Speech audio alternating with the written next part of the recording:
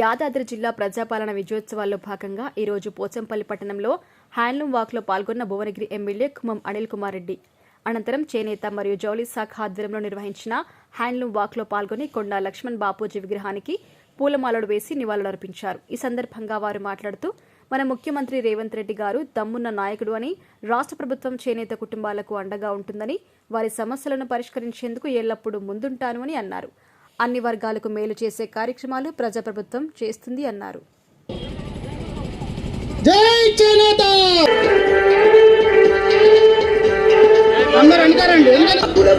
ఉన్నతినే చాటారు మాయన్న. చేనేత పరిశ్రమ శాస్త్రీయమైపాయే ఓరన్న, చేతి వృత్తులకు ప్రాణం పోతుందో మాయన్న.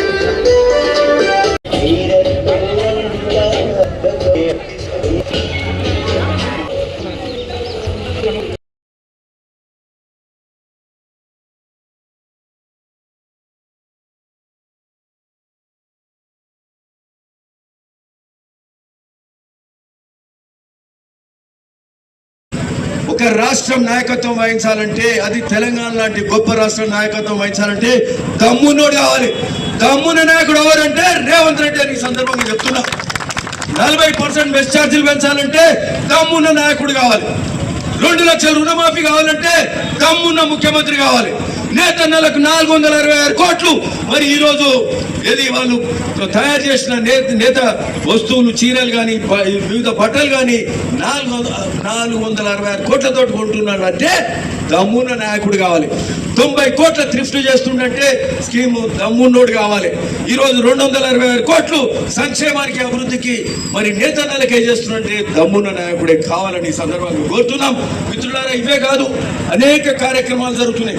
అన్ని వర్గాల ప్రజలకు మేలు చేసే కార్యక్రమం ఈ ప్రభుత్వంలో ఖచ్చితంగా జరుగుతుందని చెప్తున్నాం.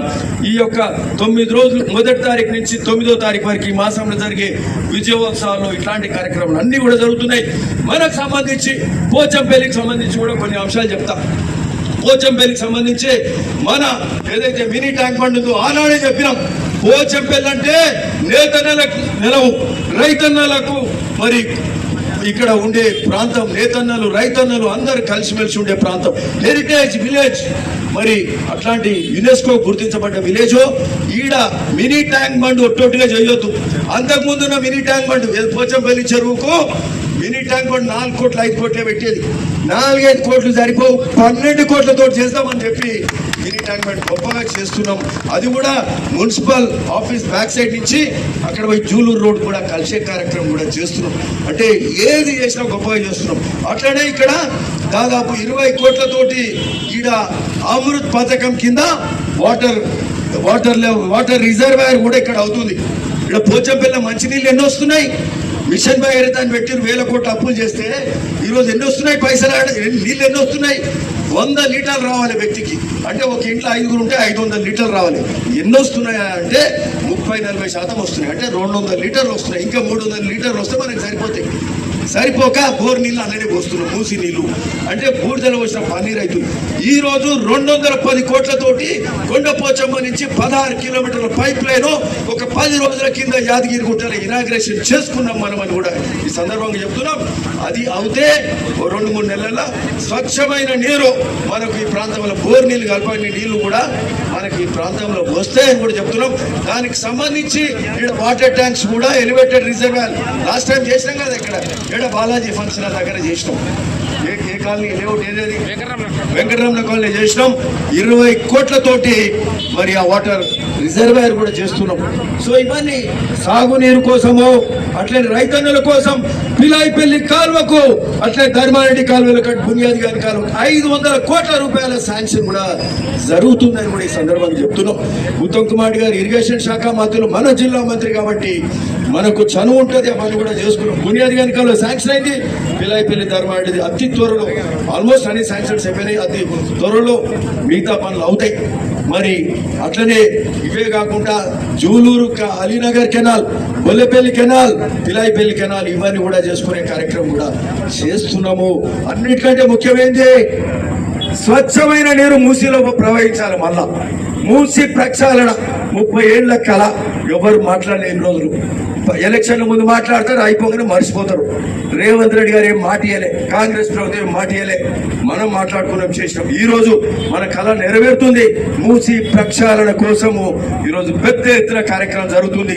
దాని మీద ముఖ్యమంత్రి గారు ప్రకటన చేస్తుంటే ఈ ప్రతిపక్షాలు రాద్ధాంతం చేసి, అంటే ఏ పనికి అడ్డుకోవాలి, ఏ పని తప్పు పట్టాలి, అంటే ఏ పని కమిషన్ కొడతారు, లేకపోతే బురద జల్లే కార్యక్రమం చేస్తుంటే ఈరోజు అరే అవుతుందా కాదా అనేది మరొకసారి మనకు ఇబ్బంది పడ్డాము. ఆలోచింపజేసే కార్యక్రమం చేస్తే పిలాయిపల్లి దగ్గర 4-5 వేల మందితోటి జన చైతన్య యాత్ర చేసినాము ఒక 2 నెలల క్రితం అని చెప్తా ఉన్నా. మళ్ళా ఒక 20 రోజుల కింద పోయిన 28వ తారీఖు నాడు ముఖ్యమంత్రి స్వయాన ఎడుకొచ్చిండు, మూసి సంఘం దగ్గరికి వచ్చి పాదయాత్ర 6 కిలోమీటర్లు చేసి మూసి ఎట్లా ఉందో చూసిపోయిండు. రైతులు బతకలేరు, రైతు కూలీలు బతకలేని పరిస్థితి. మరి మత్స్యకారులు కానీ ఆఖరికి నేతలకు కూడా ఆ నీళ్లు పనిచేయాయి.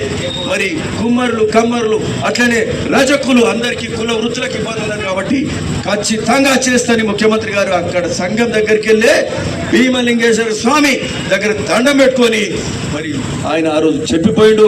ఖచ్చితంగా మూసి ప్రక్షాళన కూడా జరుగుతుంది. నల్గొండ ప్రజల ఉమ్మడి నల్గొండ ప్రజల ఆశ నెరవేరుతుంది అని కూడా సందర్భంగా చెప్తూ అన్ని గొప్పగా జరుగుతున్నాయి.